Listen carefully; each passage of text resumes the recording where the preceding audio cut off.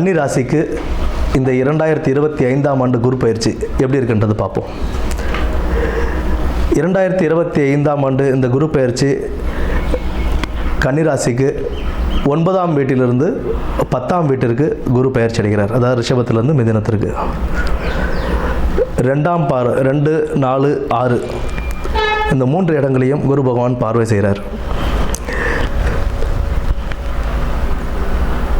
7ஆம் இடத்து சனி, கண்டக சனி அப்படின்னு சொன்னாலுமே, குரு 10ஆம் இடத்துல இருக்குது அப்படின்னாலுமே சிக்கல்கள் தருவார் போவார் அப்படின்றதெல்லாம் அது சொல்லலாம். பட்டு குருவினுடைய பார்வைகள் 2ஆம் பார்வை, 4ஆம் பார்வை, 6ஆம் பார்வையாக இருக்கிறதுனால 2ஆம் இடத்தை பார்வை பண்ணுறதுனால தன லாபம் நல்ல தன உயர்வு கிடைக்கும். ஏன்னா தனஸ்தானம் இல்லைங்களா 2ஆம் இடம். குடும்பத்தில் ஒரு நல்ல இணக்கம் இருக்கும். அப்பப்போ சிறிய பிரச்சனைகள் வர்றது தாங்க, அதெல்லாம் மனசில் வச்சுக்காமல் குடும்பத்தில் ஒரு இணக்கமாக இருந்துட்டு போகிறது நல்லது. யாராவது சொன்னால் கூட அதை நம்ம காதில் வாங்காமல் நம்ம பாட்டிக்கு போயிட்டே இருக்கிறது ரொம்ப நிம்மதியாகவே இருக்கும். அடுத்தது தனம் உயர்வு ஏற்படும். வீடு வாகனங்கள் அமையக்கூடிய வாய்ப்புகள் அதிகம் உண்டு. இப்போ வீடு வாகனங்கள் அப்படின்னும்போது, ஒரு வீடு வாங்குகிறோம் அப்படின்னா நிலத்து பட்டா இதெல்லாம் கரெக்டாக செக் பண்ணிக்கணும்.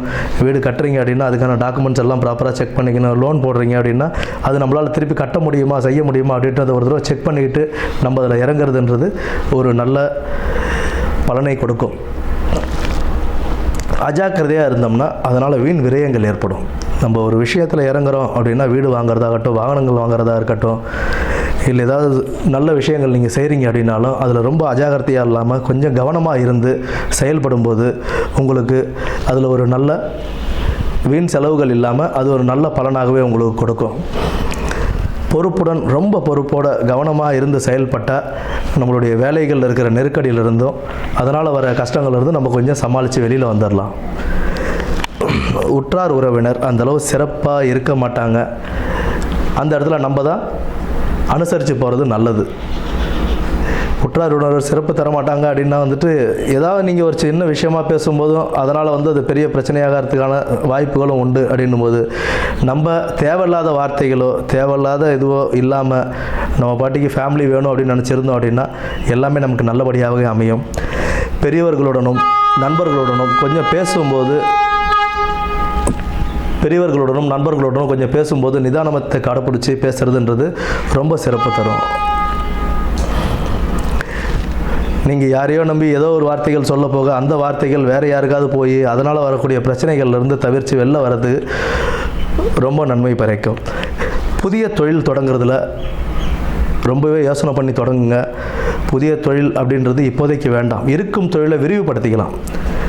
இப்போ ஏதாவது ஒரு தொழில் நீங்கள் செஞ்சுக்கிட்டு இருக்கீங்க அப்படின்னா அதை சார்ந்து அதே இடத்துல வேறு ஏதாவது நீங்கள் விரிவுபடுத்திக்கலாம்.